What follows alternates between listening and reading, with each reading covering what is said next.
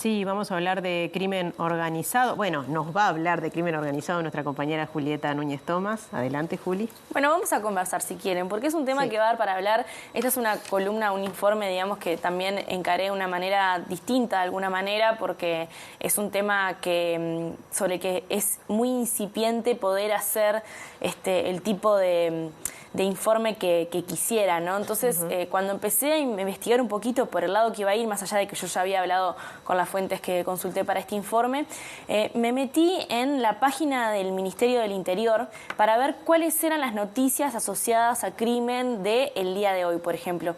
Y encontré que 4 de las últimas 10, y creo que ahora lo entré a revisar y vi que 5 de las últimas 10, están vinculadas justamente con algo que podríamos llamar crimen organizado, sea droga, tráfico, por ejemplo, también contrabando, ¿no? Cuestiones que están asociadas y sobre las que están poniendo la lupa. Pero me parece que es interesante poder compartirles mínimamente, no voy a profundizar demasiado sobre esto, qué es lo que hay dentro de las noticias sobre esto que están viendo que están teniendo un peso importante. A ver.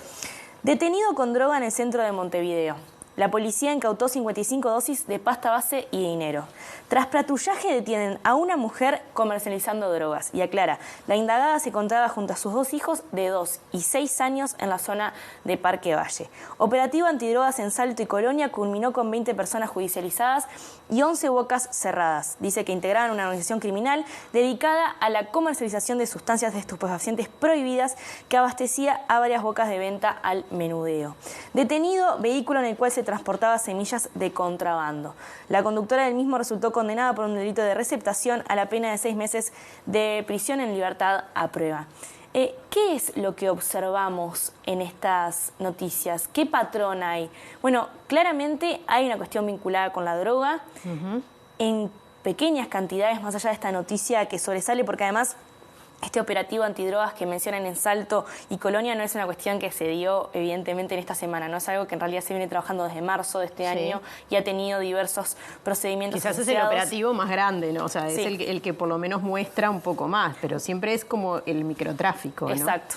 Sí, lo que estamos viendo es que evidentemente hay una movilización de sustancias que pueden estar asociadas al narcotráfico, hay una movilización en las ciudades, en el interior y en Montevideo, pero que las podemos ver en estos pequeños indicios, estas pequeñas pizcas que, ya les digo, estas son todas noticias que publicó el Ministerio del Interior el día de hoy.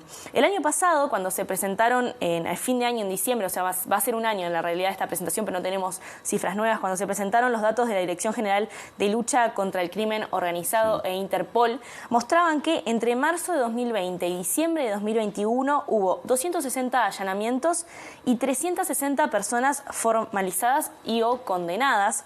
Y algunos datitos más, porque hay más, como por ejemplo, 4.500 denuncias de personas ausentes, 62 fugitivos capturados en lo que tiene que ver con lo internacional y 90 autos y camionetas recuperados e incautados. Cifras muy menores, ¿verdad? Si tenemos en cuenta, por ejemplo, lo que estamos hablando recién, era de un día, y ahí estamos hablando de dos días. Muy menores, de 2 años prácticamente. Muy menores también teniendo en cuenta, en realidad, también la dimensión que tiene el fenómeno en nuestro país, que no lo conocemos en profundidad. Sin embargo, el director general de esta oficina de la lucha contra el crimen organizado de Interpol, Juan Rodríguez, dijo que eran resultados más que satisfactorios. Bueno, y justamente, como no conocemos esa dimensión, ¿qué significan estos números en contexto? Bueno, hay una cuestión que me parece fundamental si vamos a empezar a trabajar este tema, que es la mirada internacional sobre este fenómeno. Hoy que estuve investigando un poquito, vi algunas investigaciones que hay bastantes, además, sobre otros países que empiezan a observar. Uruguay, por ejemplo, la página, que es un think tank sobre crimen bastante importante, que es Inside Crime, decía que en realidad los mercados criminales en Uruguay no son lo suficientemente robustos como para atraer bandas criminales transnacionales. Es decir, hay un fenómeno sucediendo, no lo logramos entender, pero quienes observan esto ven que tampoco vamos a empezar ni a generar en nuestro país en este momento, ¿no?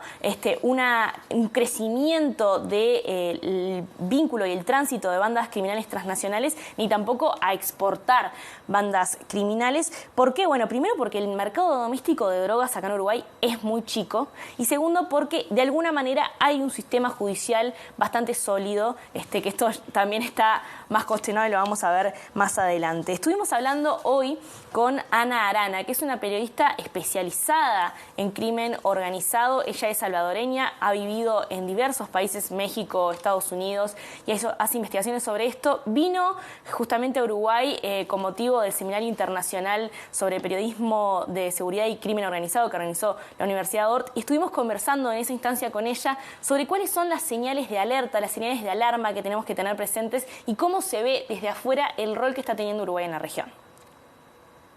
Ustedes están en un lugar muy céntrico hacia donde va el crecimiento del negocio de la droga, que es internacional y que ahora pues, siempre anda buscando nuevos huecos. El hecho de que ustedes tienen una economía dolarizada, que tienen un gran puerto con conexiones hacia Europa, que es un lugar de mucho flujo de gente y que están en el centro entre Argentina, Brasil, Perú, Colombia. Es un lugar óptimo para tráfico, pero bastante para lavado de dinero. Entonces eso ya ha estado pasando, me imagino. Y pues hay que estar siempre muy listo en términos de cómo el narcotráfico, cuando entra a un país o a una ciudad, cambia muchas cosas que ustedes no se dan cuenta y hay que estar pendiente de todo eso. Ya apareció el componente del lavado de dinero. ¿Qué decir a propósito de eso en Uruguay? Bueno, varias cosas. Primero que es un hecho. Uruguay está ganando importancia regional en términos de lavado de dinero. Además, lo hemos hablado en otros informes que hemos hecho aquí en MD Noticias.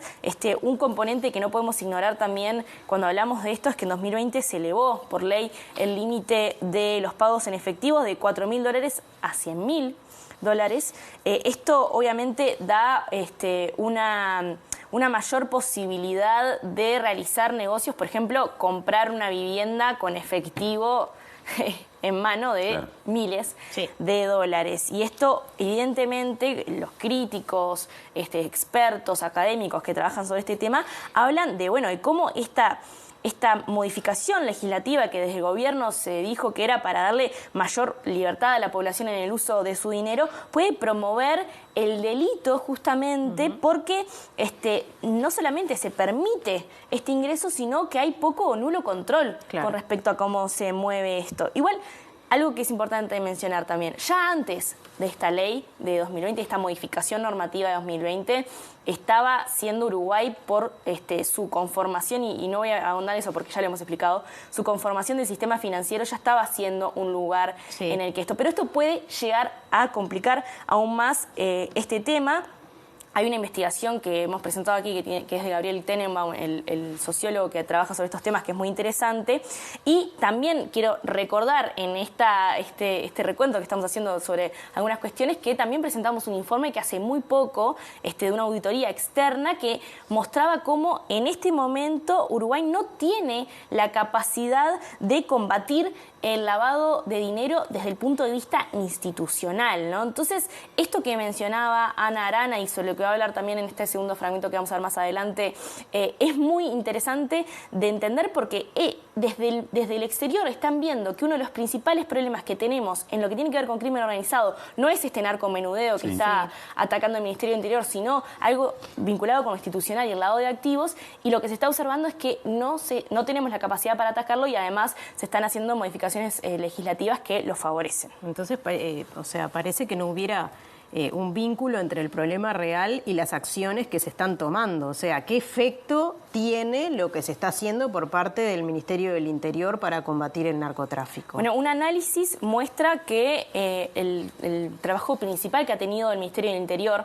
en los últimos años, y no estoy hablando únicamente de este gobierno, desde varios gobiernos para atrás, tiene que ver con el crimen organizado, ¿no? Tiene que ver con operativos sorpresa, la captura de personas vinculadas a las redes de narcotráfico, el cierre de bocas de droga, la desarticulación de bandas mediante en realidad, la intención de desarticularlas mediante llevarlas a la prisión. No sucede, no se desarticulan las bandas por entrar a la cárcel, pero estas estrategias en sí no solamente no atentan a este problema macro que estábamos viendo, sino que pueden generar más violencia.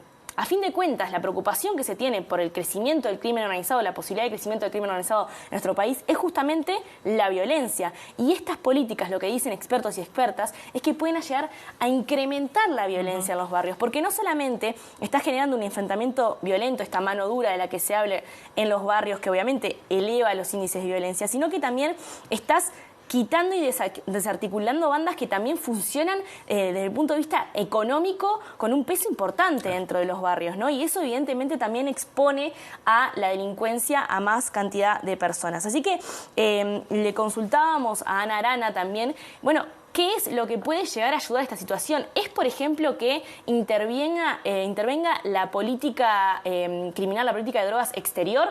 Recuerden que cuando era todavía ministro del Interior Luis Alberto Heber, en septiembre, hace meses nada más, pidió que la DEA volviera a Uruguay para intentar controlar este tema. Bueno, instalar aquí una especie de oficina. Exacto, que se instalara una oficina de la DEA. Bueno, le consultamos a Ana Arana si esa es la vía que podría llegar a solucionar este problema. La DEA no es una solución. La DEA lo que haría es que entrenaría a las policías de ustedes, que ya lo están haciendo y lo hicieron antes. Todo tiene que ser muy del local, porque una policía extranjera no te va a dar nada. Ellos pueden traer inteligencia que están viendo porque tienen radares, tienen aviones, tienen un montón de cosas con las que hacen, pero es la policía de ustedes y los jueces de ustedes y es el sistema de justicia de ustedes que tiene que funcionar. ¿De qué sirven ellos? Que traen conocimiento de lo que está sucediendo, conocen el mercado bien, pero es un problema en el que tienen que estar cuadrados porque ya van a ser infectados. El crimen organizado infecta todo.